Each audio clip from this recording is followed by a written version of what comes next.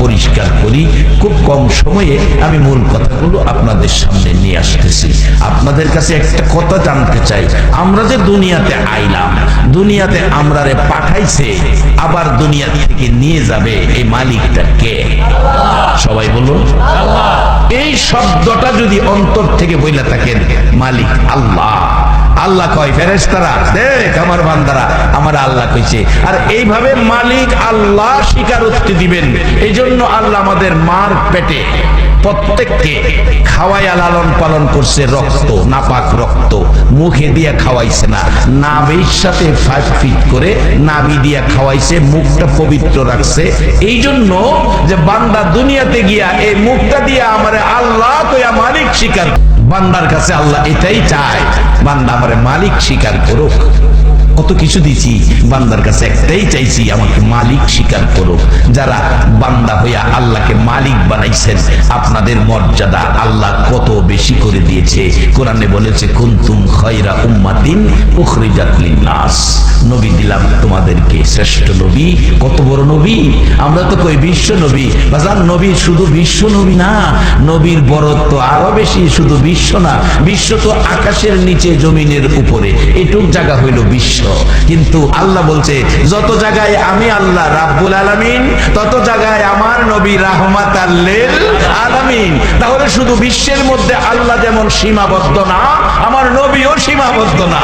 যেখানে এখনো মানুষ যাইতে পারে নাই, কত জায়গা পড়ে রয়েছে, বিজ্ঞান কোনো আবিষ্কার করতে পারে নাই, সেখানেও আমার আল্লাহ আছে কিনা? আল্লাহ বলেন যেখানে আমি আল্লাহ রব, সেখানে আমার নবী রহমত।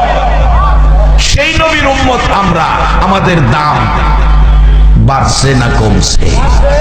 বাবারা ভাইরা, বাড়ানোর কারণ হলো আমার নবী উম্মতের জন্য কষ্ট করেছেন, নিজের জন্য কোনো কষ্ট নবী করে নাই। জীবনে যা কষ্ট করেছে সবকিছু উম্মতের জন্য। বিনা দোষে বিনা অপরাধে কাফের বেঈমানেরা, মক্কাবাসীরা আমার নবীরে মারছে। আমার নবী চোখের পানি ছেড়ে ছেড়ে বলছে, দেশি বন্ধুরা রে, আমার মা নাই, আমার বাবা নাই, তোরা আমার মারিস না, তোরা তো জানোস না আমি নবীর চেহারায় জীবনে কোনোদিন একটা মশা মাছিও বসে না। রে বন্ধুরা, জীবনে কোনোদিন একটা মশা মাছি বসলো না, একটা দিন পোকা মাকড় কামড় দিল না। তোরা আমারে মারিস না, আমার মা নাই, বাবা নাই, এত ব্যথা, এত কষ্ট, এত দুঃখ। কোন দিন মা খাদিজা বলেন, নবী বাহির হয়ে যায় মানুষকে আল্লাহর সাথে সম্পর্ক করে দেওয়ার জন্য, জান্নাতি বানানোর জন্য, মানুষকে মিলেমিশে থাকবে সেই পরামর্শ দেওয়ার জন্য। সারাটা দিন নবী মানুষের ঘরের দুয়ারে দুয়ারে ঘুরে, রাত্র হয়ে যায় কোনো দিন রাত্র গভীর হয়। যেদিন রাত্র গভীর হয়, আমি খাদিজা দরজাটা খুলে অপেক্ষায় দাঁড়িয়ে থাকি। পৃথিবীর মানুষেরা রে, তাকাইয়া দেখি আমার একটি নবী আসতেছে, এত সুন্দর নবীর চেহারা রে। পৃথিবীর মানুষেরা দেখি ঘরের দিকে আসতেছে, মন কয় যেন সকাল বেলার উদিত সূর্যটা খাদিজার ঘরের দিকে আইতেছে। কাছাকাছি আসার পর তাকাইয়া দেখি আমার এই 3 নবীর গাল বেয়ে বেয়ে পানি পড়তেছে। আর একটু কাছে আসার পর তাকাইয়া দেখি আমার নবী সাদা জামা পছন্দ করে ব্যবহার করতেন, সাদা জামা বেশি। তাকাইয়া দেখি সাদা জামায় লাল দাগ দেখা যায়। হুজুর, এত গভীর রাত্রে বাড়িতে আসলেন, চোখে পানি, জামায় লাল দাগ, কারণটা কি গো নবী জানতে চাই। আমার নবী ডাকে, খাদিজা রে, মায়ের দেশ, বাবার দেশ, আমার দেশি বন্ধুদেরকে জান্নাতি বানানোর জন্য। রে খাদিজা, আমি নবী বাড়ি বাড়ি ঘুরি, মানুষের দুয়ারে দুয়ারে যাই, কেন জানি তারা আমারে ব্যথা দেয় রে, পাগল কয়, এতিম কয়, আমারে মারে রে, আঘাত করে।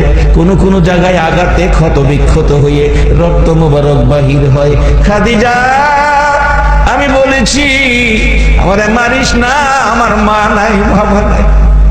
রে বন্ধুরা, মক্কার সন্তানেরা, মক্কার মানুষেরা ব্যথা পাইলে মার কাছে কয়, বাবার কাছে কয়, আমারে ব্যথা দিস না। কার কাছে কমু? মাও নাই, বাবাও নাই। রে খাদিজা, এই আঘাতের রক্ত মুবারক আমার জামার মধ্যে লেগে আছে।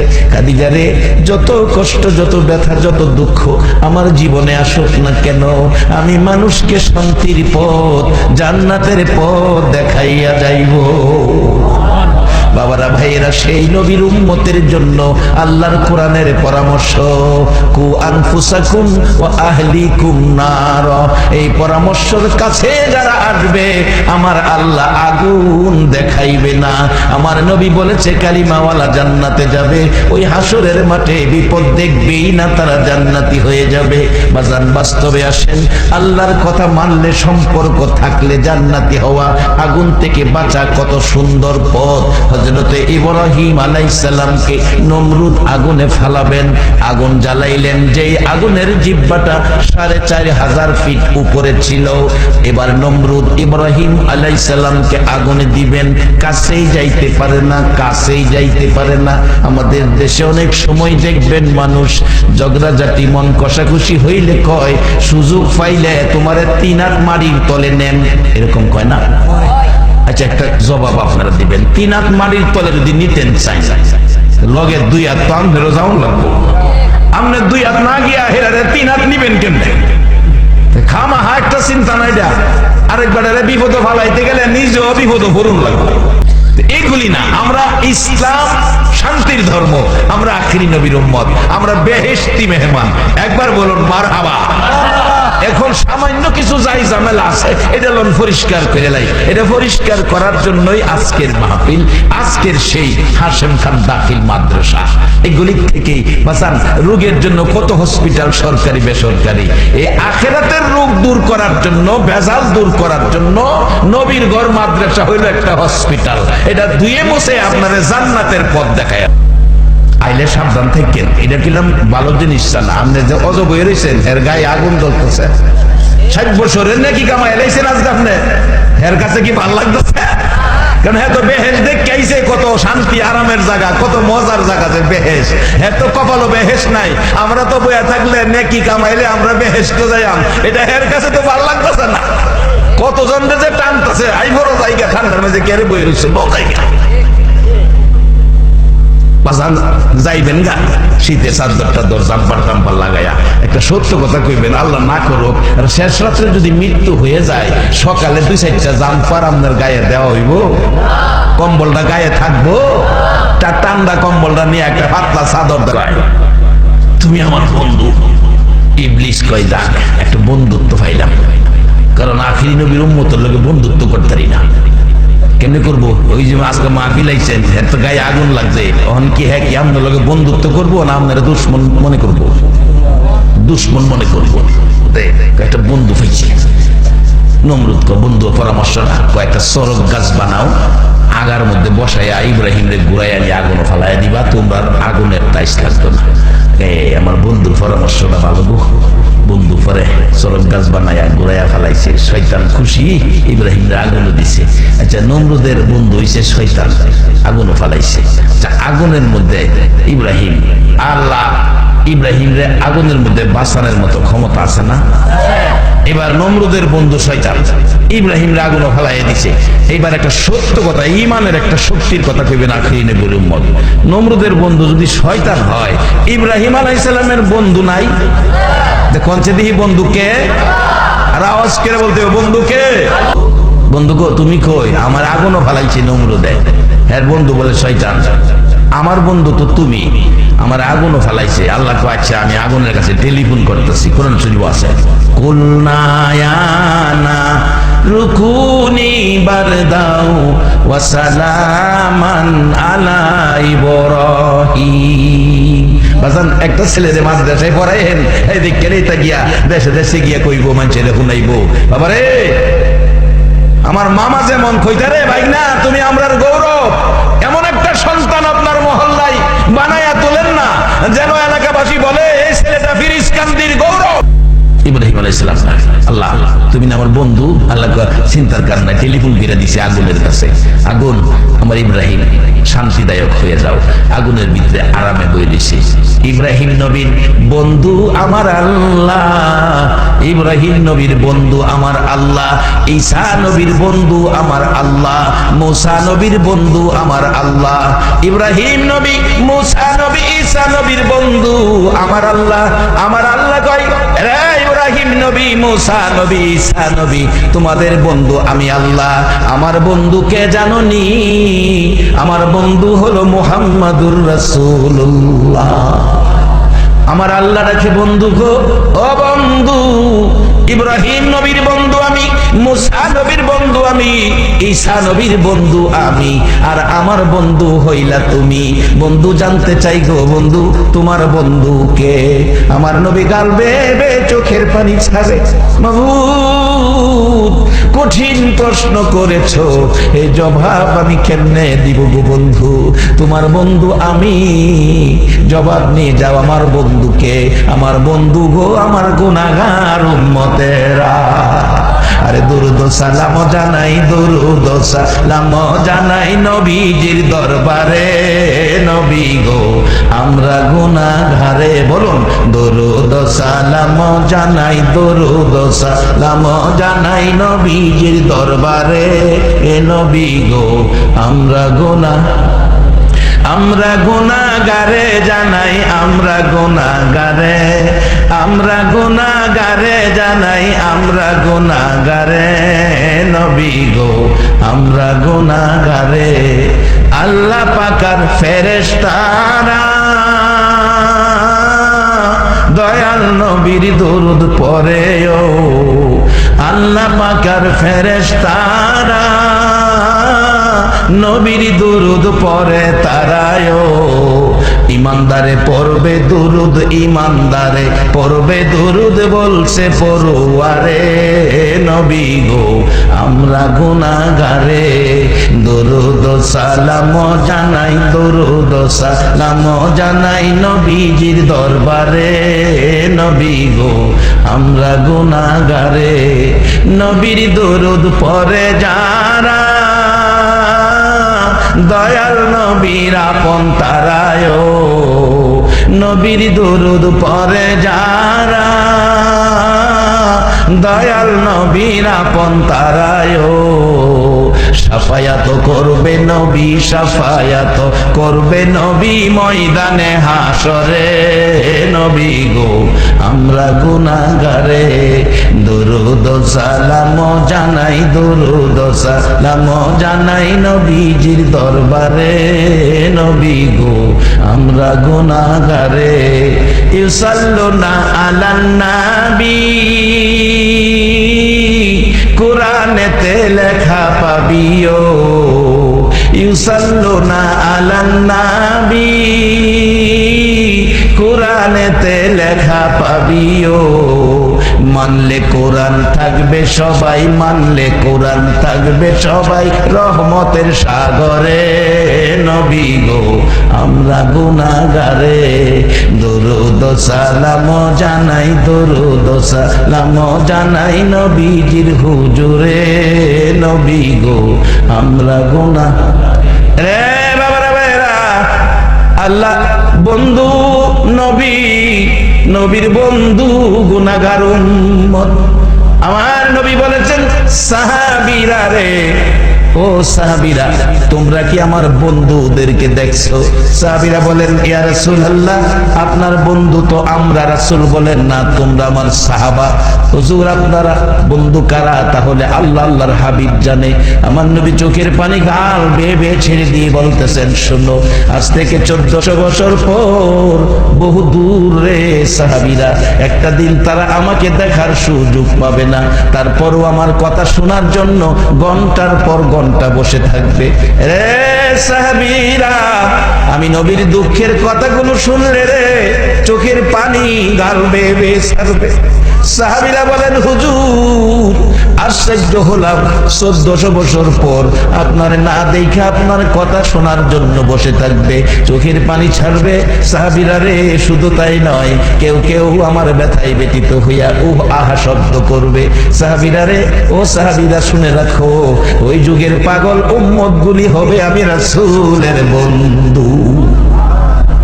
এই বন্ধুদের জন্য আমার নবীর কত ব্যথা গো, আমার নবীর কত ব্যথা। আম্মা জান আয়েশা সিদ্দিকা বলেন, আম্মা জান আয়েশা সিদ্দিকা বলেন, পৃথিবীর মানুষেরা রে আমার নবী উম্মতের জন্য কত মায়া কত ব্যথা।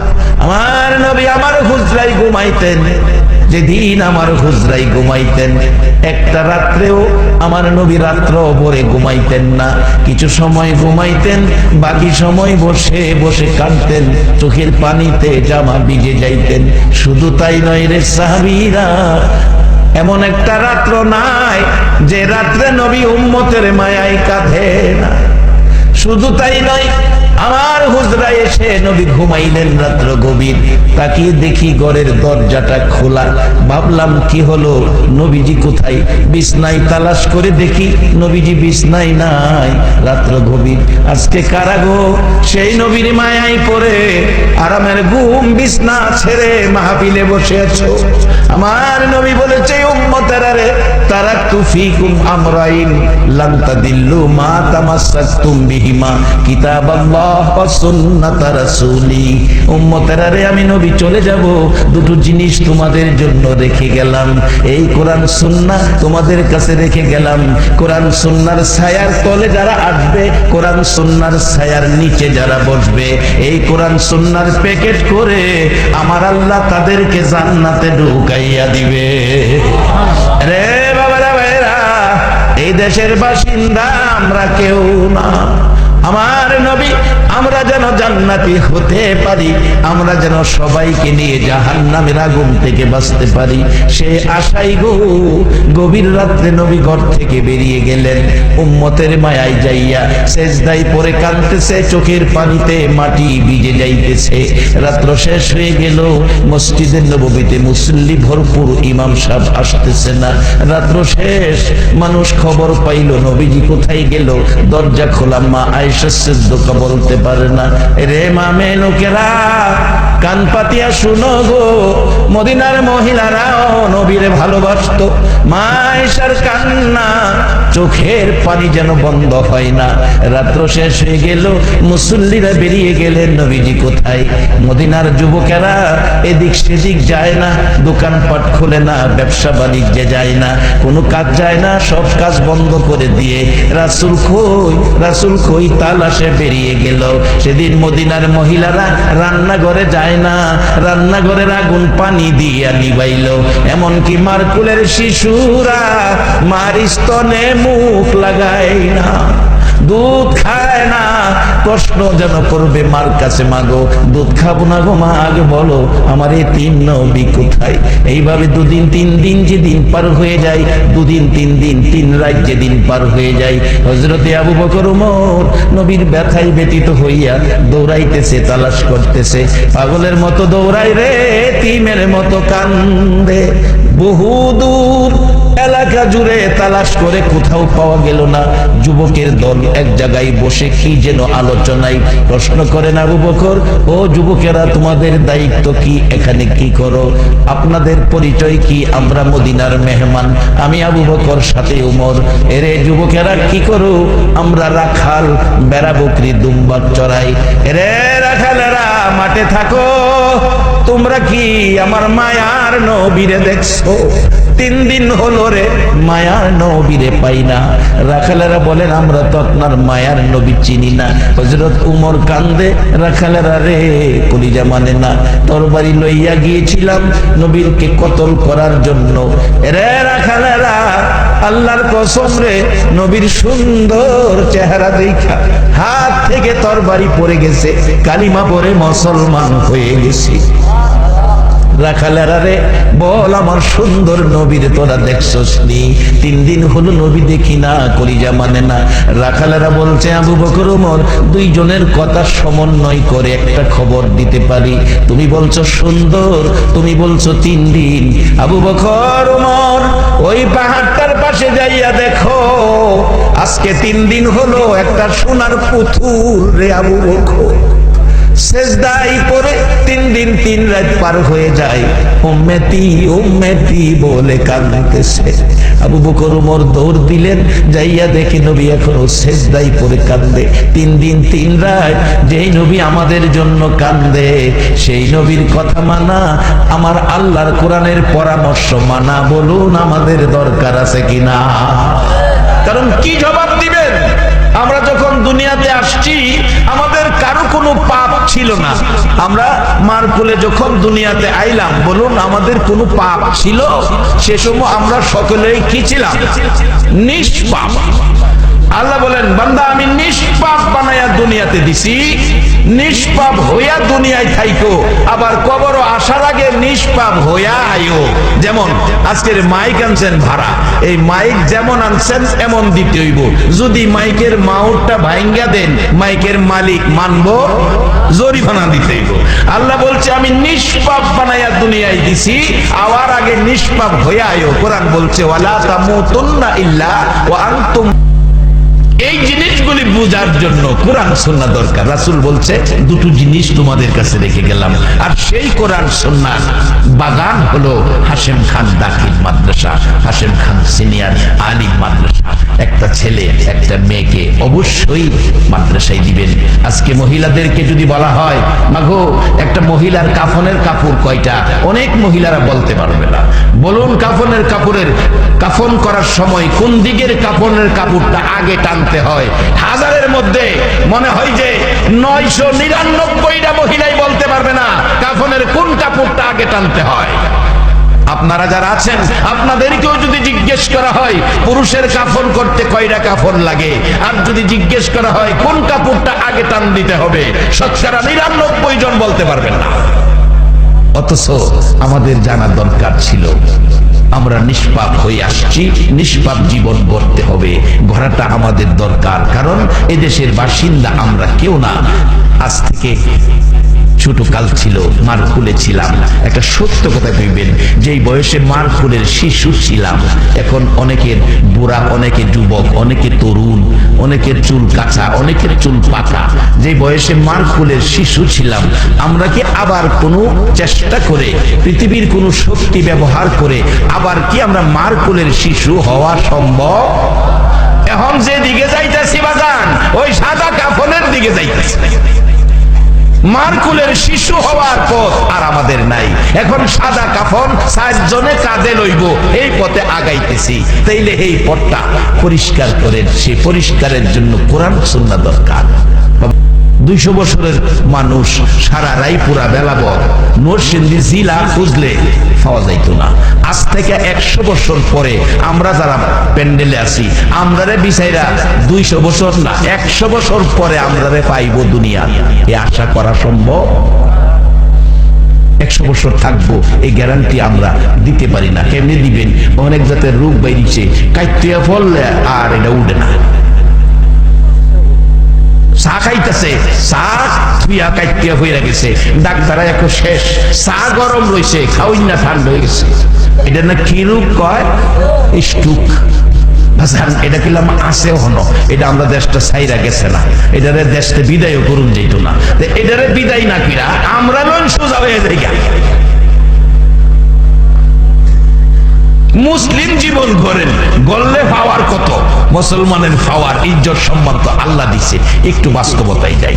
একটু হযরত শাহজালাল সিলেট ঘুমাই দিছে, ওনার বাড়ি ইয়েমেন দেশে। ইয়েমেন দেশে জর্দান মাহফিলের সফরে গেলে ইয়েমেনের সীমানা ঘুরে দেখেছি। ইয়েমেনের সীমানা, ইসরায়েলের সীমানা, ইসরায়েল যে জুলুম করতেছে এই সীমানা ঘুরে দেখেছি। ফিলিস্তিনের সীমানা ঘুরে দেখেছি। জর্দান মাহফিলে যাইয়া অনেক বাস্তব ঘটনা। জর্দানে যাই দেখি কোরআনে আছে আসহাবে কাহাফ, 7 জন যুবক ইমান বাঁচানোর জন্য গুহার মধ্যে আশ্রয় নিচ্ছে। আমার আগের বক্তা হযরত শুআয়ব আলাইহিস সালামের ঘটনা বলল। শুআয়ব আলাইহিস সালামের মাজার জর্দানের জমিনে, সরাসরি শুআয়ব আলাইহিস সালামের মাজার জিয়ারত করে আসছি। বিবি রহিমা আইয়ুব আলাইহিস সালামের মাজার জর্দানের জমিনে।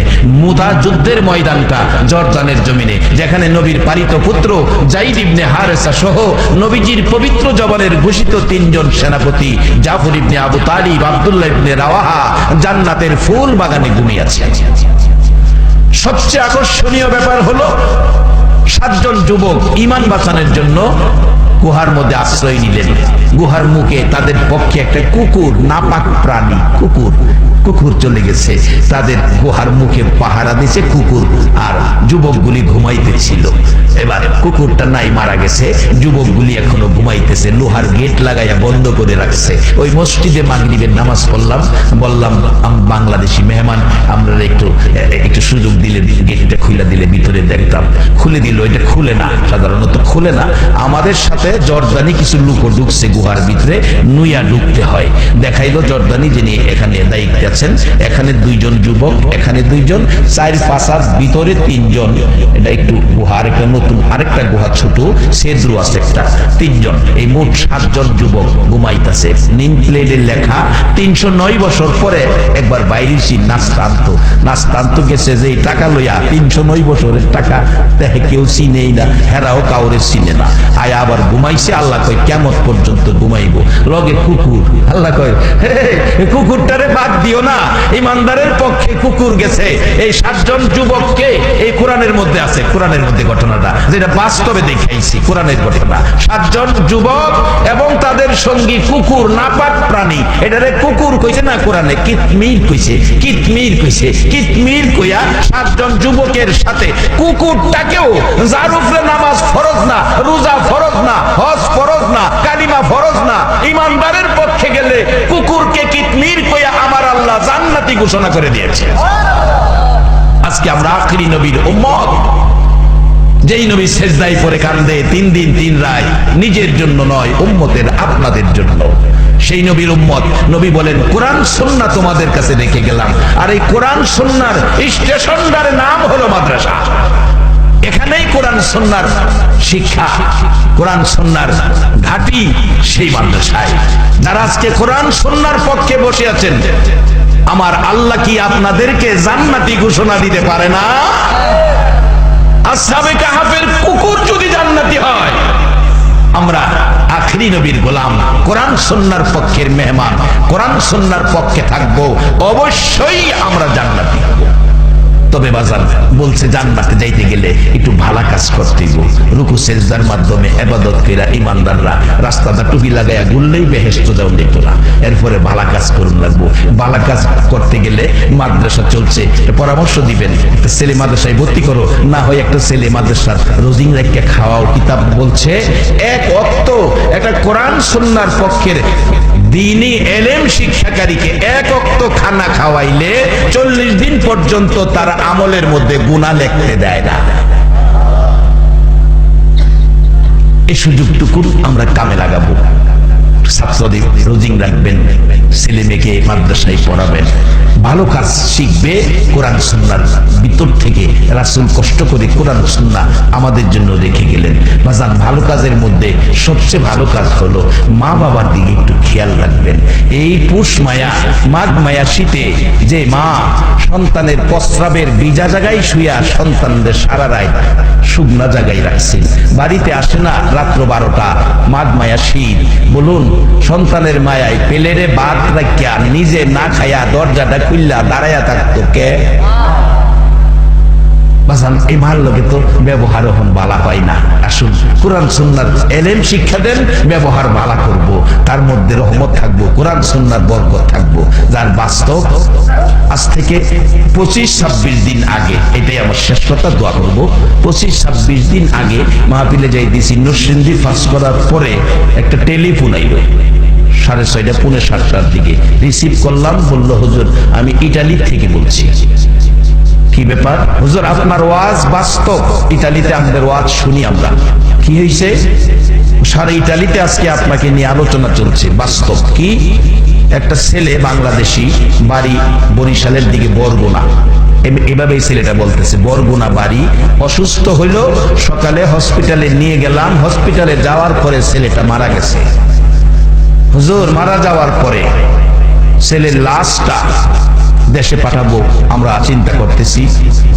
চিন্তা করে তার ডায়েরি গাইটা দেখলাম, তার স্ত্রীর নামে অ্যাকাউন্ট, অনকেলম ফোলাফান বিদেশ যাবো ওর নামে অ্যাকাউন্ট নাকি না,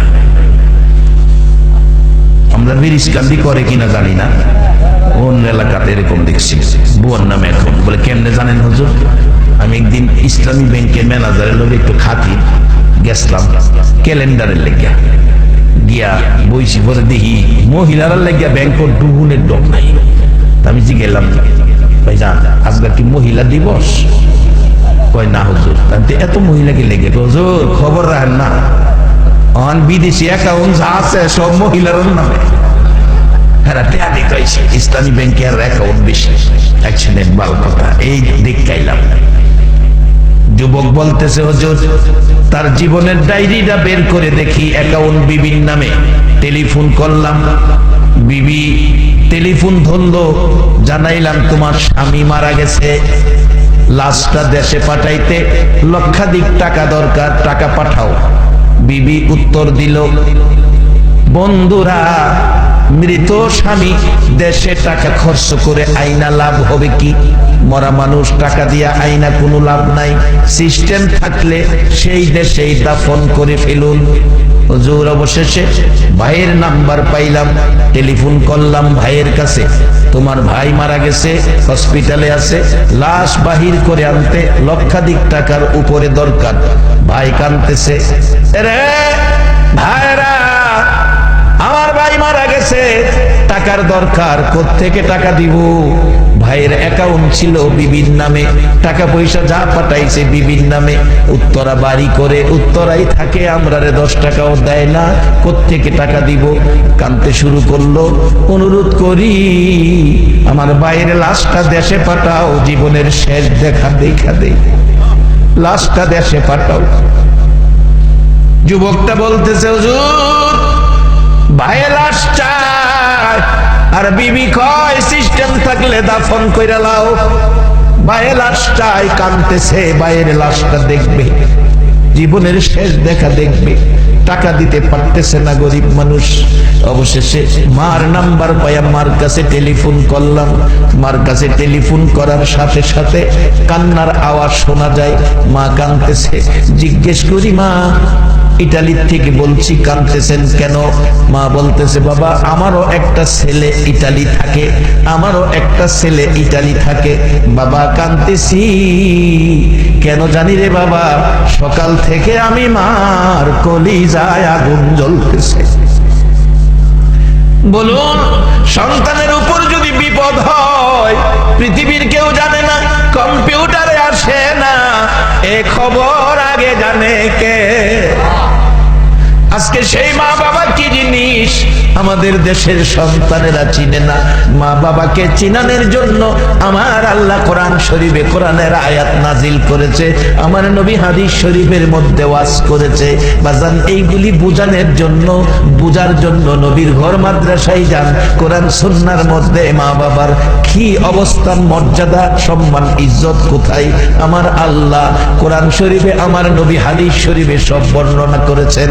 বাবারা ভাইয়েরা এগুলি জানার জন্য একটা ছেলে মেয়েকে মাদ্রাসায় ভর্তি করে দেন, মার মাথার পাশে বসে বসে মেয়েটা মাকে এই জিনিসগুলি শোনাবে, বাবার পাশে বসে বসে সন্তান এই জিনিসগুলি শোনাবে।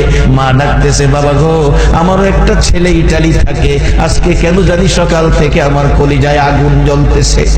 ডাকতেছে যুবকটা, হুজুর এমন সময় মার কাছে বললাম, মা গো আপনার ছেলে সকালে অসুস্থ ছিল, হসপিটালে নিয়ে গেলাম, ছেলেটা মারা গেছে। হুজুর এমন একটা চিৎকার মারছে, মা কলিজা ফাটা চিৎকার, রে বাবারা, বাবারা রে কই আমার বাবা, কেমনে আমার বাবারে পাইব, কেমনে আমার বাবারে দেখব, আমার বাবার লাশটা তোমরা দেশে পাঠাও, আমি মা মৃত ছেলে বুকে লইয়া বুকের আগুন নিভাইব। বলছে মা ছেলের লাশ দেশে পাঠাইলে টাকা দরকার, টাকা লাগবে লক্ষাধিক উপরে। মা বলতেছে বাবা আমি তো গরিব মানুষ, আমার কাছে তো টাকা নাই, কি দিয়ে পাঠাবো টাকা, আমি কেমনে টাকা দিব, টাকা নাই। ডাকতেছে বাবা গো লাশটা দেশে পাঠাও, আমার ছেলের লাশটা তোমাদের কাছে ভিক্ষা চাই, আমার ছেলের লাশটা আমারে দাও, আমি মন ভরে আমি মা আমার ছেলেরে দেখব। তোমরা যদি টাকা ম্যানেজ করতে না পারো আমি মার রক্ত বিক্রি করে টাকা পাঠাবো, তাও যদি টাকায় না হয় আমি মায়ের কিডনি বিক্রি কইরা টাকা পাঠাইবো।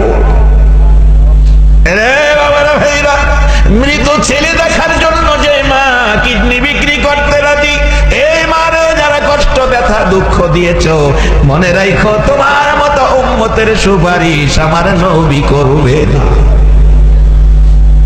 আজকে নবী কোরআন সুন্নাহ দিয়ে গেছেন এই জিনিসগুলি বোঝার জন্য, তারপরেও আজকে আমাদের দেশে সেই ব্যবহার নাই।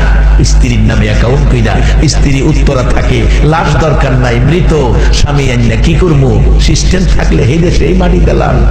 স্ত্রী কইল মাটি দিলাম, ভাই কান্দে ভাইয়ের লাশটা দেখার জন্য, মা ডাকছে দাও ফিরাইয়া বুকে, আমার কিডনি বিক্রি কইরা টাকা দিমু। অবশেষে যুবকটা বলল হুজুর মায়ের কাকুতি মিনতি দেখে আমরা ইটালিতে মসজিদ আছে, মসজিদে হাত পাতলাম, টাকা উঠাইয়া ডিসেম্বরের 22 তারিখে এই লাশটাকে বাংলাদেশের বরগুনা বরিশালে পাঠাইলাম। সেই মাকে বাবাকে ব্যবহার ভালো দিতে হবে, বাবা মার মন খুশি রাখতে হবে। শুধু নামাজ পড়ে রাস্তাটা হাঁটলেই আমি বেহেশতি না। আল্লাহ বলছে আমিলাতুন নাসিবাতুন তাসলা নারান হামিয়া, বহু নামাজি রোজাদার আমলকারী আমল কইরাও জাহান্নামী হয়ে যাইব। আল্লাহ বলছে রুকু সেজদার মাধ্যমে রবের ইবাদতের পরে আলুল খায়রা, তোমরা ভালো কাজ করো। ভালো কাজ বলতে গেলে আজকে যারা কোরআন সুন্নাহর পক্ষে বসে আছেন, কাজটা কি ভালো না খারাপ? সত্য কথা বলবেন। যারা মাদ্রাসা প্রতিষ্ঠা করেছে, মাদ্রাসার পক্ষে কাজ করতেছে, মাদ্রাসার কমিটির সদস্য হয়ে নবীর বাগানের খাদেম হয়ে নবীর ঘরের গোলামি করতেছে, এই কাজগুলি কি ভালো না খারাপ? যারা একটা ছেলেকে মাদ্রাসায় পড়াইলো, মেয়েকে মাদ্রাসায় পড়াইলো, এই কাজটা কি ভালো করলো না খারাপ করলো? বাস অনুরোধ এই কাজগুলি করেন। যদি ভালো কাজ করতে পারেন, কোরআন বলছে লাআল্লাকুম তুফলিহুন, তোমরা সফল কাম হয়ে যাবে। কারণ এদেশ থেকে আমরা সফল কাম হয়ে যখন কবরে যাব, আল্লাহ বলছে বাল আহিয়াউন ইনদা রাব্বিহিম ইরজাকুন, কবরে আসলে আমি 3 বেলা তোমাদের কবরে খাওয়ানোর ব্যবস্থা করে রাখছি। কারণ এদেশের বাসিন্দা আমরা কেউ না, সকলেই কবরে যাব। খাস করে যাদের মা কবরে, বাবা কবরে, কবি নজরুল বলেন আল্লাহ বান্দারে হাত দিছে আল্লাহর কাছে চাওয়ার জন্য, আর আল্লাহ মা বাবার জন্য দোয়া শিখাইছে হাতটা বাড়াইয়া বলার জন্য। কি দোয়া? এই কোরআন সুন্নাহর ভিতরে পাইবেন, রব্বির হামহুমা কামা রব্বায়ানি সগীরা।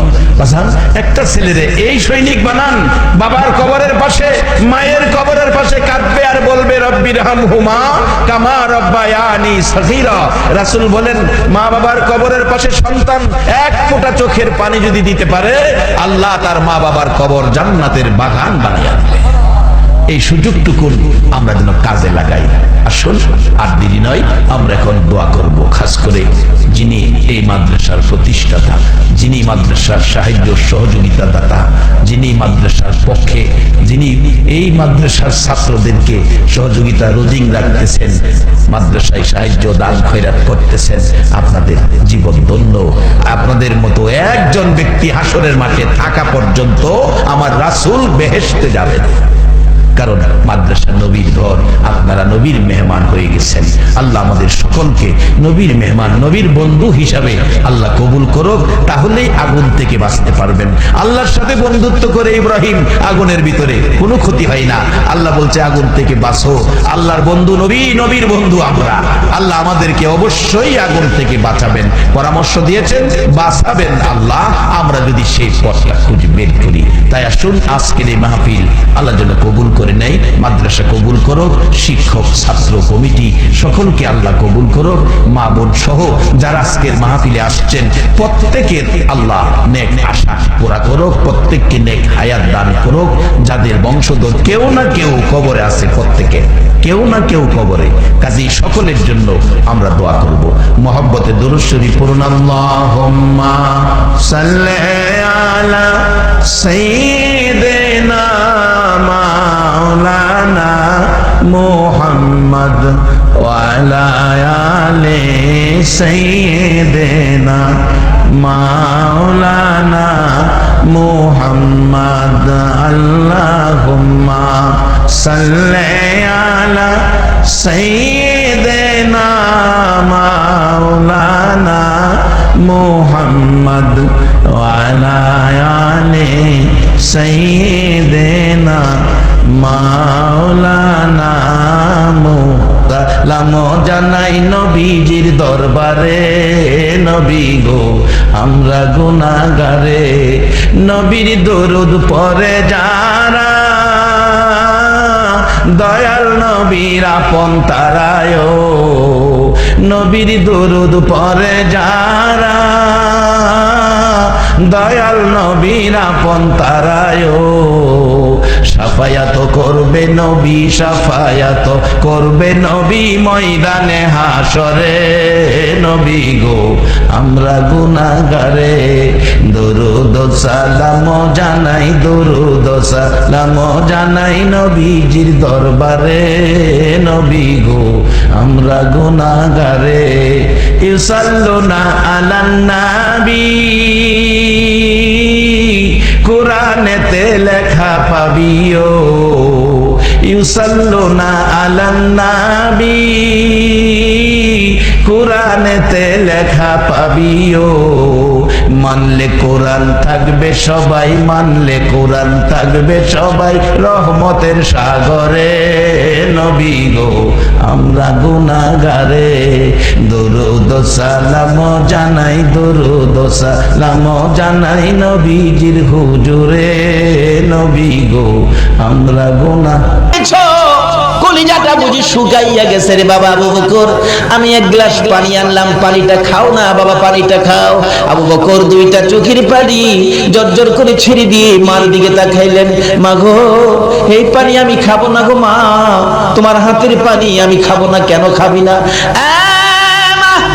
যেই নবীর কাছ থেকে কালিমা লওয়ার অপরাধে মার খাইলাম গো, এই নবী যতক্ষণ পর্যন্ত না আসবে ততক্ষণ পর্যন্ত আমি পানি খাবো না। আমার নবী কই? নবীর লাগি তো মার খাইছি, আবার নবী আসলে পানি খাবো। আমার নবীর কানে খবর গেলে দয়ার নবী মায়ার নবী দুইটা চোখের পানি ছেড়ে দিলেন, এসে হাজির হলেন। আবু বকর রে আমি পানি দিলে পানি খাবি? নে পানি খা।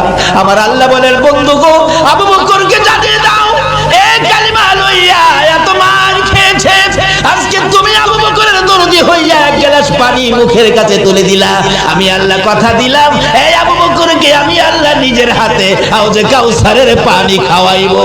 এ বন্ধু আরেকটা জানাইয়া দাও, এই আবু বকর সর্বপ্রথম কালিমা লইয়া যে মার খেয়েছে, তারপরেও তোমার ভালোবাসা ছাড়ে নাই, কালিমা ছাড়ে নাই। আমি আল্লাহ কথা দিলাম এই আবু বকর যতক্ষণ পর্যন্ত জান্নাতের মধ্যে পাও না দিবে, কোন নবীর উম্মতেরা জান্নাতে যাইতে পারবে না। শুধু আবু বকর নয়, আরো কত জীবনী খুলুন। হযরতে বেলাল হাবশী রাদিয়াল্লাহু তাআলা আনহু, তারা এই কালিমা পাইয়া কষ্ট করেছে, মার খেয়েছে, কালিমা ছাড়ে নাই, কালিমা যা করার কথা তাই তারা করেছে। এমন কি কালিমা লইয়া এত কষ্ট করার পরেও কালিমা যখন ছাড়ে নাই, সেই রকম 10 জন কালিমাওয়ালার জন্য আমার আল্লাহ দুনিয়ার মধ্যে জান্নাতের টিকিট পাঠাইয়া দিয়েছে, স্পেশাল টিকিট পাঠাইছে।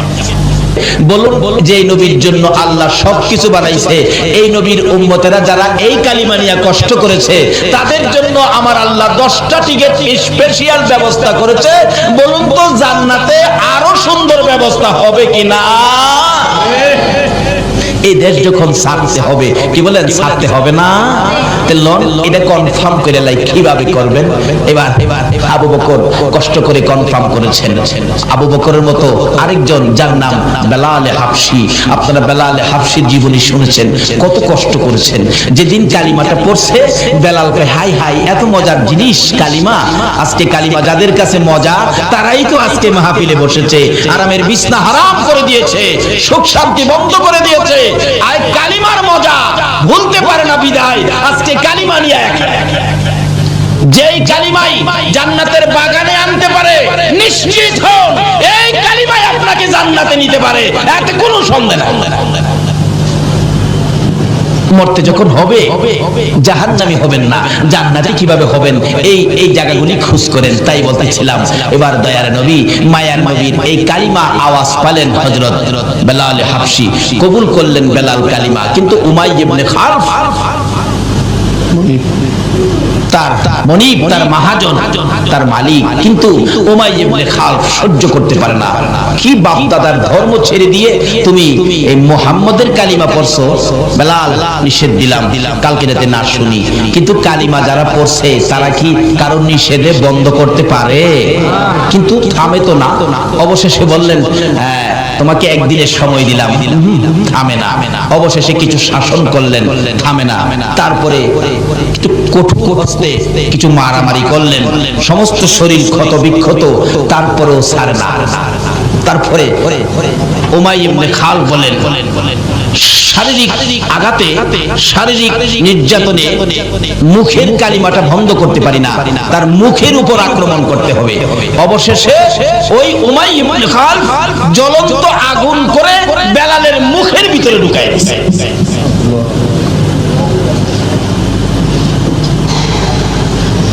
কত কষ্ট করে রোজগার করে আজকে আমাদের কাছে কালিমা। রাসূল বলছেন মৃত্যুর সময় যদি কারো মুখ থেকে এই কালিমাটা বাহির হয়, এই কালিমা পড়ে পড়ে যদি কেউ মৃত্যু হয়, তাহলে তুমি নিশ্চিত হবে তোমাকে আমি রাসূল সুপারিশ করে জান্নাতে নিয়ে যাব। কারণ যে কালিমা পড়তে পড়তে মৃত্যু হয়েছে রাসূল বলেন আমার উপর ওয়াজিব হয়ে গেছে তাকে নিয়ে জান্নাতে। কিন্তু কালিমা নসিব হবে না, মুখ দিয়ে কালিমা বাহির হবে না এক কিসিমের মানুষের, যারা মা বাবাকে কষ্ট দিচ্ছেন। বলুন কাকে? যারা মা বাবাকে কষ্ট দিচ্ছেন তাদের মুখ থেকে কালিমা বাহির হবে না। কারণ কবি বলেন শিকায়াত তো হার কুনাত উস্তাজেরা গ্রেফতারে বাসাত বালা চারেরা। কিছু জিনিস আছে যেমন পীর, উস্তাদ, বুজুর্গ, আল্লাহর ওলি এবং মা বাবা, এই কিসিমের পার্সন যারা, তাদের সাথে যারা বেয়াদবি বেত্তমিজি করেছেন, তাদের শাকায়াত যারা করেছেন, তাদের উপর চারটা বালা মুসিবত আক্রমণ করবে। এক নম্বরে হবে তাদের মধ্যে কোনো শান্তি থাকবে না। বাড়িঘর বড়, বিদ্যা বুদ্ধি অনেক, টাকা পয়সাও বেশি, জিগাইলে খালি কেবল না শান্তি নাই, কোন শান্তি তাদের মধ্যে থাকবে না। দুই নম্বরে হবে তাদের রুজি রোজগারের মধ্যে বরকত হবে না। তিন নম্বরে হবে তাদের মওত হবে অ্যাক্সিডেন্টে, মওত হবে অ্যাক্সিডেন্টে। চার নম্বরে হবে মৃত্যুর সময় তার সময় গণায় আসছে, তার সাকরাত শুরু হয়ে গেল। নবীজি খবর পায়া সাহাবীদেরকে পাঠাইলেন তাকে কালিমাটা পড়াও, কারণ কালিমা পড়তে পড়তে মৃত্যু হলে তাকে নিয়ে জান্নাতে যাওয়া আমি নবীর উপরে ওয়াজিব হবে, তাই তোমরা কালিমা পড়াও। কিন্তু কালিমার কথা বললে আলকামার চোখ থেকে পানি আসে, মুখ থেকে কালিমা আসে না। নবীর সাহাবী কিন্তু কালিমা আসে না। রাসূল খবর পায়া নিজেই গেলেন, আলকামা তুমি পড়ো কালিমা লা ইলাহা ইল্লাল্লাহু মুহাম্মাদুর রাসূল। আলকামা শুধুমাত্র নবীর দিকে তাকাইয়া দুইটা চোখের পানি ছাড়ে, কালিমা পড়ে না, মুখ দিয়ে আসে না। ওই যে মারে কষ্ট দিছে, মাকে যারা কষ্ট দিয়েছেন নামাজি হতে পারেন, হাজী গাজী হতে পারেন, কিন্তু মৃত্যুর সময় আপনার কালিমা নসিব হবে। আচ্ছা আচ্ছা আচ্ছা একদিন এক সাহাবী নবীজির কাছে গিয়ে বলতেছেন ইয়া রাসূলুল্লাহ আমার বুড়া মাকে পিঠের উপর লইছি, বুড়া মাকে পিঠে লইয়া হজের যত কাজ আছে, মিনা মুজদালিফা আরাফা সাফা মারওয়া যা আছে, খানে কাবা তোয়াফ সবকিছু মাকে পিঠে লইয়া, বুড়া মা হুজুর পিঠে লইয়া মারে হজের আহকাম সবগুলো আমি আদায় করছি। এইভাবে যে মারে পিঠে লইয়া আমি এই কষ্টটা করছি, আল্লাহর নবী গো মার হকটা কি আমার আদায় হইছে? রাসূল বলেন, ও সাহাবী, তোমার মারে পিঠি নিয়া এটুকুন কাজ করার পরে জিজ্ঞেস করছো মার হক আদায় হইছে কিনা? আমি রাসূল বলে দিলাম, এইটুকুন কাজ মারে পিঠের উপর করে যেই কষ্ট তুমি করেছো, এই কষ্টের বিনিময় তোমার মায়ের এক ফোঁটা দুধের হক এখনো আদায় হয় না। বাবারে কি ওয়াজ শুনবেন, কোন দিকে যাবেন? এই কালিমা লইয়া জান্নাতে যাবেন, মাত্র 2-3টা জিনিস সঙ্গে রাখেন, বেশি লাগে। রাসূল বলেন, আলকামা মুখ দিয়ে কালিমা আসে না, কার সাথে অন্যায় করাতে বলুন তো? মার মুখে দিয়ে কালিমা আসে না। এরকম আল্লাহর ওলিদের সাথে যদি কেউ বেয়াদবি বেত্তবিজি করেন, তাহলে আপনারও মওতের সময় কি কালিমা আসবে না। কারণ একজন ওলির সাথে বেয়াদবি করলে আমার আল্লাহ বলেন আমি তার বিরুদ্ধে যুদ্ধ ঘোষণা করি। আর যদি কেউ ওলির নেক নজর পেতে পারেন, তাহলে আপনি আল্লাহর প্রিয় বান্দা হয়ে যাবেন। জোরে কন্যা সুবহানাল্লাহ। একজন আল্লাহর ওলির জীবনী, নামটা আমার খেয়াল নাই, উনি রাস্তা দিয়ে হাইজা যেতেছে, যাতে পরে একটা বাচ্চা ছেলে গরুরে ঘাস খাওয়াইতেছিলেন।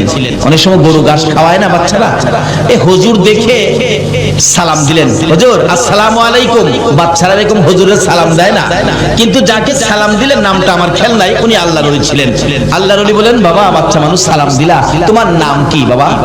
তোমার নাম কি? হুজুর আমার নাম তো হলো ইমামউদ্দিন। ইমামউদ্দিন কই কি তোমার নাম ইমামউদ্দিন? তুমি কি দ্বীনের ইমাম? আল্লাহর ওলি বলতেছেন, বাবা তুমি দ্বীনের ইমাম হইয়া গরুরে ঘাস খাওয়াও, তুমি মাদ্রাসায় পড়ো, যাও খুব ভালো হবে। আল্লাহর ওলির নেক নজর পড়ছে। আল্লাহু আকবার। ও ওলির দেশের মানুষ, ওলির নেক নজরে যা, নেক নজর তো পড়ে গেছে। বাচ্চাটা গরু নিয়ে বাড়ি গিয়ে বলতেছে, মা একজন হুজুর বলছে আমার নামটা বলে খুব সুন্দর, আমি বলে দ্বীনের ইমাম। আল্লাহর ওলি হুজুর বলছে মাদ্রাসায় পড়তে। মা কই বেটা ফকিন্নির পোলা খাইবার পাস না, তুই মাদ্রাসায় পড়বি, তোর গরু খাওয়াইবো কে? দিছে মা দৌড়ানি, ছেলে দৌড়ায় যায় মসজিদের ভিতরে ঢুকছে, ঢুকে দরজার চিপায় যায় ভয়ে কাঁপতেছে। মা তো মসজিদের ভিতরে যায় না, বাইরে থেকে কিছুক্ষণ রাগারাগি বেড়ে চলে গেছে। এমনি এক মুসল্লি আইছে নামাজ পড়ছে, বাচ্চাটা দরজায় চিপায় ভয়ে কাঁপতেছে, কাঁদতেছে। কিরে বাবা কি? চাচা আমি কইছিলাম মাদ্রাসায় পড়তাম, একজন হুজুর কইছিল নদীর হেই পার নাকি মাদ্রাসা যাইতে হইব। আমি মারে কইছিলাম, মা টাকাও দেয় না, আর আমার মারতে আইয়ে আমারে বলে মাদ্রাসা পড়বার লেগে দিত না। কই তুই কি মাদ্রাসায় পড়বি? পড়ুম। আমার খালি নৌকাটা পার করে দিলে মাদ্রাসা যাইতে পারবো।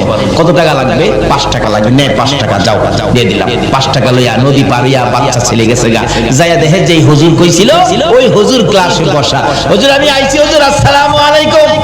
আল্লাহর ওলি বলেন, বাবা তুমি ইমামউদ্দিন? জি হুজুর। আসো আসো আসো। কায়দা দিয়ে, কারণ প্রথম অবস্থায় তো কায়দা দিয়ে প্রথম ক্লাসে তারে ভর্তি করলেন। অন্য ছোট ছোট ছেলেদের মধ্যে কায়দা, মানে হ্যাঁ তো একটু বড় হয়ে গেছে, অন্য ছেলেরা টিটকারি মস্কারি করে। হুজুর আইছে দি পড়তো, বড় দীক্ষা কয় হুজুর বলে। হ্যাঁ কায়দা পরে অন্য ছেলেরা বড় বড় কিতাব লইয়া জাহের কাছে পড়া কইনি। হ্যাঁ কয় আমি আইছি পড়তাম, হুজুরে কইলো হ্যাঁ আমারে ঠাট্টা করে, আর পড়তাম না। হুজুরের কাছে বইয়া কাঁদতেছে, আল্লাহর ওলির কাছে। কি রে বাবা কান্দো কে? হুজুর আমারে আপনি কইছেন না এবার লাগিয়া আমার এই বড় বড় কিতাব নিয়ে দেয়, আমি কায়দাই পারি না, আমার বড় কিতাব দেয় পড়বার লাগিয়া। আমি বলে হুজুর আমার কাছে আনে পড়া কইয়ে দিতাম। তাই নাকি? বসো। আল্লাহর ওলি সঙ্গে সঙ্গে বাচ্চাটার মাথার মধ্যে নিজের মাথার পাগড়িটা খুইলা পরাইতেছে। নিজের মাথার পাগড়ি বাচ্চাটার মাথায় পরাইছে, চাবুকটা বাচ্চাটার হাতে দিয়ে বলছে, যাও ইমামউদ্দিন বখারি ক্লাস তুমি করে আসো। আল্লাহু আকবার বলো। একজন আল্লাহর ওলির নেক নজর বুখারী ক্লাস করে আসো। এবার তো উস্তাদ হইয়া ওই ইমামউদ্দিন ক্লাসে বসে ডাকতেছে, আসো বাবারা কার কি সবক বলতে হবে আসো আমি বলে দেই। হ্যাঁ হুজুর এখান থেকে কর, বাস ফটাফট কিতাব পড়তেছে। সুবহানাল্লাহ। তাই কবি বলেন বেনি আন্দার কুদ উলুমে আম্বিয়া, বেনি আন্দার কুদ উলুমে আম্বিয়া, বে কিতাবিউ বে মুঈদিউ উস্তাদ। আল্লাহ কয় আমি আল্লাহ ইচ্ছা করলে মাদ্রাসা ছাড়া, স্কুল ছাড়া, ভার্সিটি ছাড়া, কলেজ ছাড়া, কিতাব ছাড়াও আমি আল্লাহ আমার ওলিদের নেক নজর পাইলে ডাইরেক্ট ইলম দেওয়ার ক্ষমতা আমার আছে। জোরে জোরে কোন সুবহানাল্লাহ। কিন্তু ওই সমস্ত হাস্তির সাথে, পীর বুজুর্গ মা বাবার সাথে বেয়াদবি বেত্তমিজি করবেন না, সব শেষ। কায়দা পারে না আমরা বুখারী শরীফ পড়াই। আল্লাহর ওলির নেক নজরে ও ওলির দেশের ভাইরা ওলিদের পক্ষে থাকুন, অন্য কারো কথা শুনবেন না। এখন ফিতনার যুগ, অনেকে অনেক লেবাস ধরে আইসা আপনাদেরকে অনেক কিছু বুঝাবে, ওইদিকে যাবেন না। ওলিদের পক্ষে থাকুন, রিসালাতের পক্ষে থাকুন, বেলায়েতের পক্ষে থাকুন। বেলায়েত এমন এক শক্তি যেটা পানির নিচে দিলেও ধ্বংস হয় না, আগুনে দিলেও বেলায়েতের পাওয়ার পুড়তে পারে না। জোরে জোরে কোন সুবহানাল্লাহ। রিসালাতের পক্ষে থাকুন, যে রিসালাতের শক্তি ইসমাইলের কপালে থাকলে ইব্রাহিমের ছুরি ধরে না, যে রিসালাতের শক্তি খাজা আব্দুল্লাহর কপালে থাকতে আব্দুল মুত্তালিবের ছুরি গলায় ধরে না। কাজী সেই শক্তিগুলো যদি কারো পক্ষে থাকে দুনিয়া ও আখিরাতে কোনো ভয় থাকবে না। তাই আসুন আগে বাড়ি। আমি এখনো আলোচনায় যাই নাই, যাইতেছি। বাবারা কষ্ট হইতাছে আপনাদের? মা বাবার সাথে ভালো ব্যবহার করতে হবে। মা বাবারে কষ্ট দিলে মওতের সময় ঈমান নসিব হবে না। তাই বলতেছিলাম মা বাবার সাথে, পীর উস্তাদ বুজুর্গের সাথে ভালো ব্যবহার করবেন, বেয়াদবি বেত্তমিজি করবেন না। আসুন আগে বাড়ি। আলকামা অবশেষে কালিমা যখন আসেই না, রাসূল বলেন কি ব্যাপার? এমন সময় জিবরাইল আয়াত, হুজুর এই কালিমা আসবে না মুখ দিয়া কেন? তার মাকে কষ্ট দিছে। মাকে কষ্ট দিছে। তোমরা একটা কাজ করো, লাকড়ি জোগাড় করো। সাহাবীরা লাকড়ি জোগাড় করলেন, আগুন জ্বালাও। আগুন জ্বলতেছে ধাউ ধাউ করে। আলকামাকে ধরে আইনা আগুনে ফালাও। এই কথা বলার পরে মা দৌড়ায় আসছে, হুজুর আমার আলকামাকে আগুন দিবেন কেন? কি ব্যাপার? তোমার আলকামা নাকি তোমাকে কষ্ট দিছে, এখন এই বিচারের জন্য তাকে আগুনে ফালানো হবে। আলকামার মা বলেন, হুজুর আমারে কষ্ট দিছে দেখা আমার ছেলেরে আমার সামনে আগুন দিবেন? আমি মা কেমনে সইব? হুজুর একটা কাজ করেন, আমি আমার ছেলেরে মাফ করে দিছি, আপনিও মাফ করে দেন, আল্লাহকেও বলেন মাফ করে দিতে। রাসূল বলেন মা ক্ষমা করার সাথে সাথে আলকামা ঠাস ঠাস করে কালিমা পড়তে পড়তে জান্নাতি হয়ে বিদায় হয়ে গেছে। আর কেউ বলতে হয় নাই, এমনি থেকেই কালিমা পড়া শুরু করে দিয়েছে। বাবারা মাকে কষ্ট দিবেন, মওতের সময় কালিমা নসিব হবে না।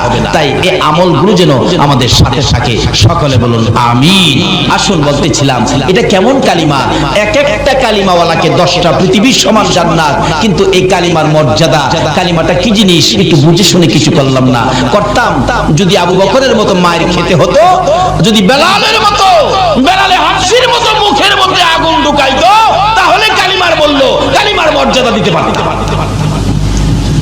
উমাইয়া ইবনে খাল বলেন মুখের ভিতরে আগুন দিলাম, বেলাল তো কালিমা ছাড়ে না। সারা শরীর ক্ষতবিক্ষত হয়ে গেল, সারা শরীর গা হয়ে গেল, কালিমা ছাড়ে না। তারপরে নিষ্ঠুর পাশার উমাইয়া ইবনে খাল নির্দেশ দিলেন বেলালকে সারা শরীর গা অবস্থায় একটা কাঁচা চামড়ার ভিতরে ঢুকাইলেন। কাঁচা উটের চামড়ার ভিতরে ঢুকাইয়া সেলাই করে মরুভূমির রোদের মধ্যে ফালাইলেন। বলুন অপরাধটা কি ছিল? অপরাধটা এই কালিমা লইয়া এত কষ্ট করেছে, আজকে কালিমা লইয়া 5 ওয়াক্ত নামাজ পড়তে রাজি না।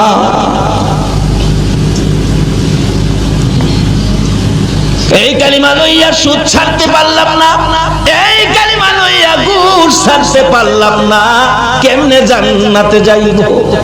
বেলালে হাফসির জীবনী খুলুন। বেলালে হাফসি কাঁচা চামড়ার ভিতরে সারাদিন রোদ্রের মধ্যে, বেলাল শ্বাস ফালাইতে পারে না, মরুভূমির রোদ্রের তাপে আলুর মতো সিদ্ধ হয়ে গেছে। বিকাল বেলা যখন চামড়ার সিলিটা খুলে দিত, বেলাল জ্ঞান হারা হয়ে মাথা জমিনে ফালাইয়া দিত। তারপরও বেলালকে নিস্তার দেয় নাই উমাইয়া ইবনে খালফ। এই কালিমাটার অপরাধে বেলালের গলায় রশি লাগাইয়া দিত।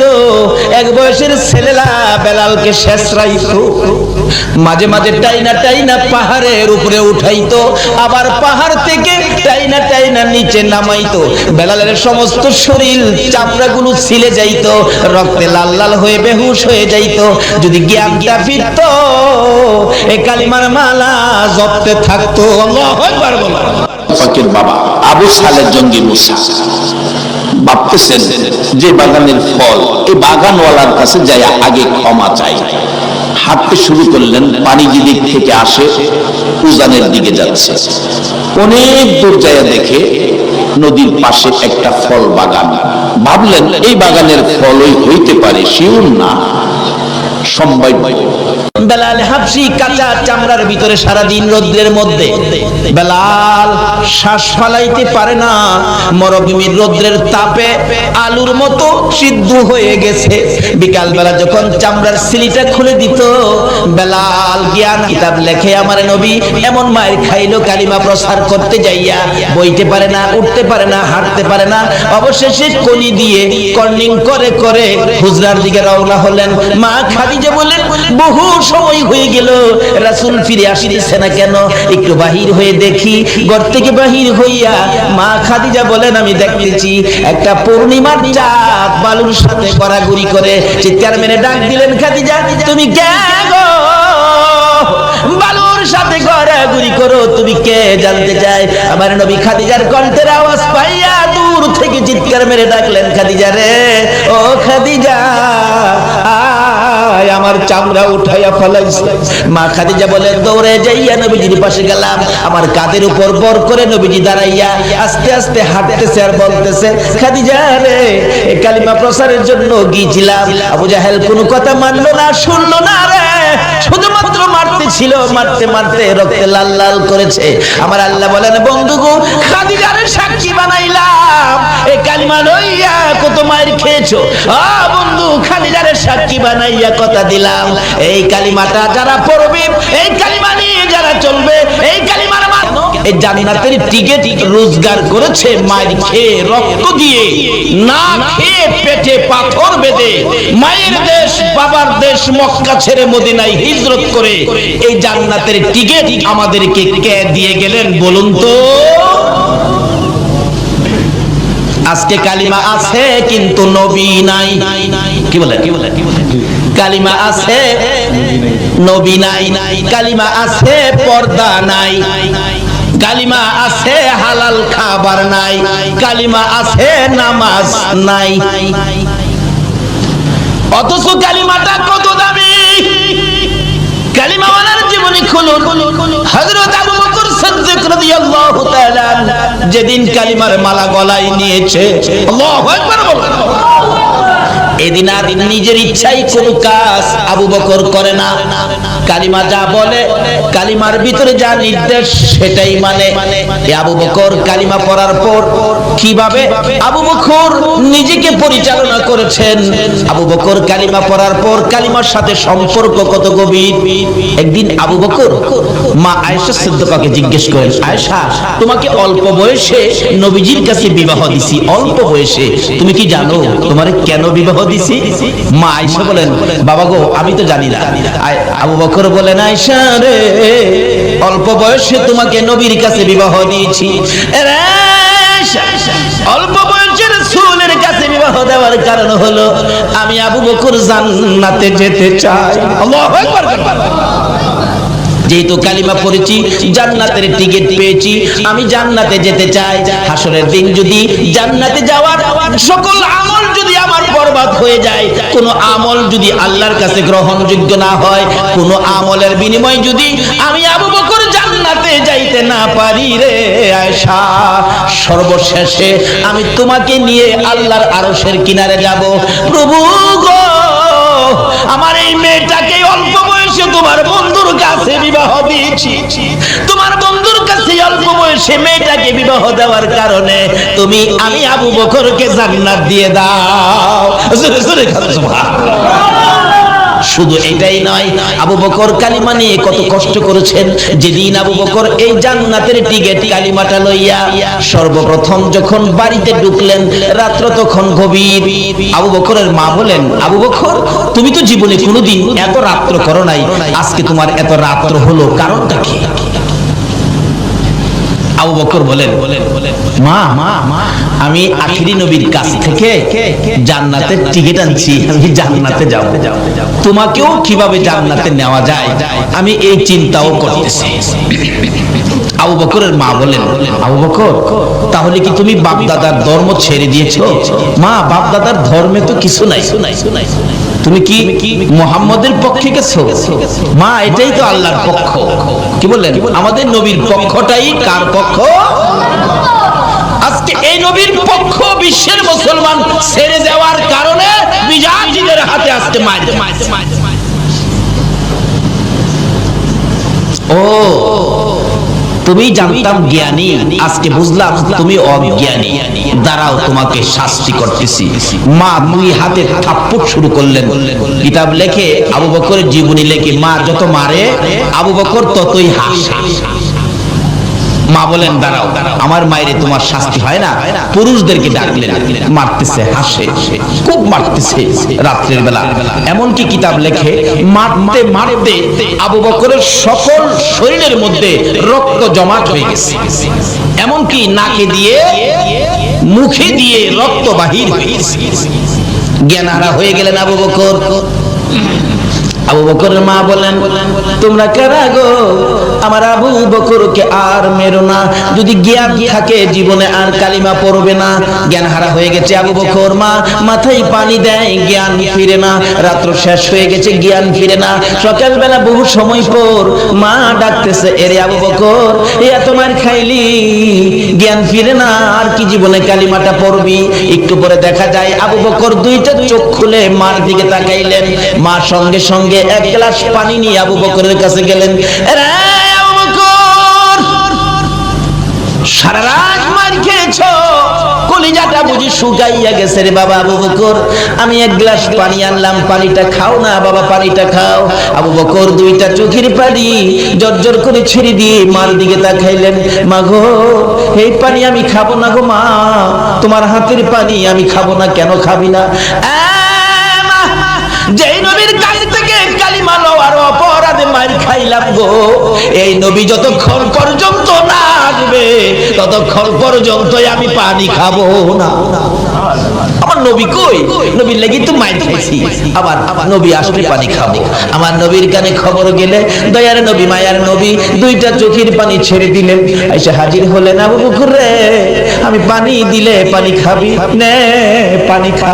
আমার আল্লাহ বলেন, বন্ধু গো, আবু বকরকে জানিয়ে দাও, এই কালিমা লইয়া এত মার খেয়েছে, আজকে তুমি আবু বকরের দরদি হইয়া এক গ্লাস পানি মুখের কাছে তুলে দিলা। আমি আল্লাহ কথা দিলাম, এই আবু বকরকে আমি আল্লাহ নিজের হাতে হাউজে কাউসারের পানি খাওয়াইবো। এই বন্ধু আরেকটা জানাইয়া দাও, এই আবু বকর সর্বপ্রথম কালিমা লইয়া যে মার খেয়েছে, তারপরেও তোমার ভালোবাসা ছাড়ে নাই, কালিমা ছাড়ে নাই। আমি আল্লাহ কথা দিলাম, এই আবু বকর যতক্ষণ পর্যন্ত জান্নাতের মধ্যে পাও না দিবে, কোন নবীর উম্মতেরা জান্নাতে যাইতে পারবে না। শুধু আবু বকর নয়, আরো কত জীবনী খুলুন। হযরতে বেলাল হাবশী রাদিয়াল্লাহু তাআলা আনহু, তারা এই কালিমা পাইয়া কষ্ট করেছে, মার খেয়েছে, কালিমা ছাড়ে নাই। কালিমা যা করার কথা তাই তারা করেছে। এমন কি কালিমা লইয়া এত কষ্ট করার পরেও কালিমা যখন ছাড়ে নাই, সেই রকম 10 জন কালিমাওয়ালার জন্য আমার আল্লাহ দুনিয়ার মধ্যে জান্নাতের টিকিট পাঠাইয়া দিয়েছে, স্পেশাল টিকিট পাঠাইছে। বলুন, যে নবীর জন্য আল্লাহ সবকিছু বানাইছে, এই নবীর উম্মতেরা যারা এই কালিমা নিয়ে কষ্ট করেছে, তাদের জন্য আমার আল্লাহ 10টা টিকিট স্পেশাল ব্যবস্থা করেছে। বলুন তো, জান্নাতে আরো সুন্দর ব্যবস্থা হবে কিনা? এই দেশ যখন ছাড়তে হবে, কি বলেন, ছাড়তে হবে না, লন এটা কনফার্ম করে লাই, কিভাবে করবেন? এবার আবু বকর কষ্ট করে কনফার্ম করেছেন। আবু বকরের মতো আরেকজন যার নাম বেলাল হাবশি, আপনারা বেলাল হাবশির জীবনী শুনেছেন, কত কষ্ট করেছেন। যেদিন কালিমাটা পড়ছে বেলাল কয় হাই হাই এত মজার জিনিস কালিমা, আজকে কালিমা যাদের কাছে মজা তারাই তো আজকে মাহফিলে বসেছে, আরামের বিছনা হারাম করে দিয়েছে, সুখ শান্তি বন্ধ করে দিয়েছে, আর কালিমার মজা ভুলতে পারে না বিদায় আজকে কালিমা নিয়ে এক। যেই কালিমাই জান্নাতের বাগানে আনতে পারে, নিশ্চিত হন এই কালিমাই আপনাকে জান্নাতে নিতে পারে, এতে কোনো সন্দেহ নাই। মরতে যখন হবে জাহান্নামী হবেন না, জান্নাতি কিভাবে হবেন, এই জায়গাগুলি খোঁজ করেন। তাই বলতেছিলাম, এবার দয়ার নবী মায়ার নবীর এই কালিমা আওয়াজ পেলেন হযরত বেলাল হাবশি, কবুল করলেন বেলাল কালিমা। কিন্তু উমাইয়া ইবনে খালফ তার মনিব, তার মহাজন, তার মালিক, কিন্তু উমাইয়া ইবনে খালফ সহ্য করতে পারে না। কি বাপ দাদার ধর্ম ছেড়ে দিয়ে তুমি এই মুহাম্মাদের কালিমা পড়ছো? বেলাল নিষেধ দিলাম কালকে রাতে না শুনি, কিন্তু কালিমা যারা পড়ছে তারা কি কারণ নিষেধে বন্ধ করতে পারে? কিন্তু থামে তো না। অবশেষে বললেন হ্যাঁ তোমাকে একদিনের সময় দিলাম, থামে না। অবশেষে কিছু শাসন করলেন, থামে না। তারপরে কঠোর হস্তে কিছু মারামারি করলেন, সমস্ত শরীর ক্ষত বিক্ষত, তারপরেও ছাড়ে না। তারপরে উমাইয়া ইবনে খালফ বলেন শারীরিক আঘাতে, শারীরিক নির্যাতনে মুখের কালিমাটা বন্ধ করতে পারি না, তার মুখের উপর আক্রমণ করতে হবে।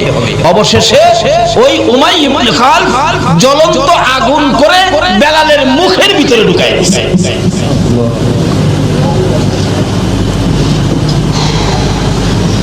কত কষ্ট করে রোজগার করে আজকে আমাদের কাছে কালিমা।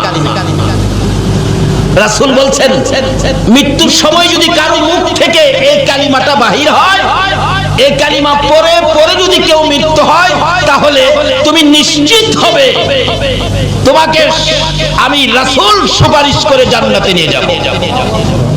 কারণ যে কালিমা পড়তে পড়তে মৃত্যু হয়েছে, রাসূল বলেন আমার উপর ওয়াজিব হয়ে গেছে তাকে নিয়ে জান্নাতে। কিন্তু কালিমা নসিব হবে না, মুখ দিয়ে কালিমা বাহির হবে না এক কিসিমের মানুষের, যারা মা বাবাকে কষ্ট দিচ্ছেন। বলুন কাকে? যারা মা বাবাকে কষ্ট দিচ্ছেন তাদের মুখ থেকে কালিমা বাহির হবে না। কারণ কবি বলেন শিকায়াত কো হর কুনাত উস্তাজেরা, গ্রেফতারে বাসাত বালা চারেরা।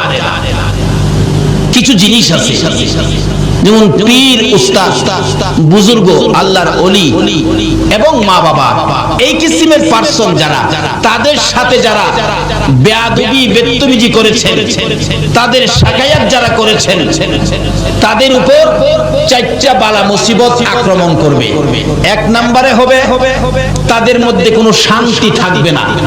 বাড়িঘর বড়, বিদ্যা বুদ্ধি অনেক, টাকা পয়সাও বেশি, জিগাইলে খালি কেবল না শান্তি নাই, কোন শান্তি তাদের মধ্যে থাকবে না। দুই নম্বরে হবে তাদের রুজি রোজগারের মধ্যে বরকত হবে না। তিন নম্বরে হবে তাদের মওত হবে অ্যাক্সিডেন্টে, মওত হবে অ্যাক্সিডেন্টে।